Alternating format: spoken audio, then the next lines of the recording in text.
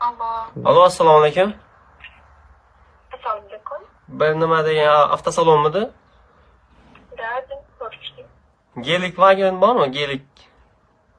Gelik? Ha, qorasidan. Bor. Necha pul ekan? $100. Qancha? $100. 300 ming dollar? Da. Bu itmut ekan o.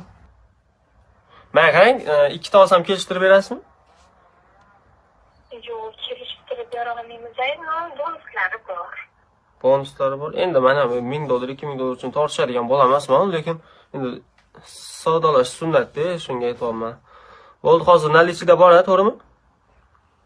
Bor. Ha. Mana qarang, mashinalaringiz g'altingacha dedim, biz yo'llarimiz sari g'altingroq-da. Qancha deydi? Gelik deganidan keyin. O'zi qanaqa mashinada yurasiz? Men o'zim qaysi birini aytaysiz? Hozir ikkita uchta mashinalarim bor, uncha nomini ham farqiga bormayman-da.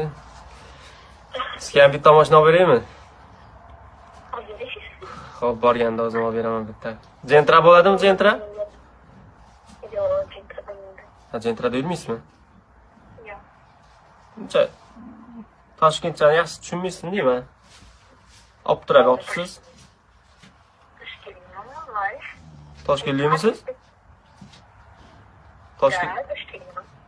Mana olib turib o'tibsiz-ku. Tushunmayman unchalik. Men ham Toshkentdanman, Kindigidan. Chilonzorda turaman hozir.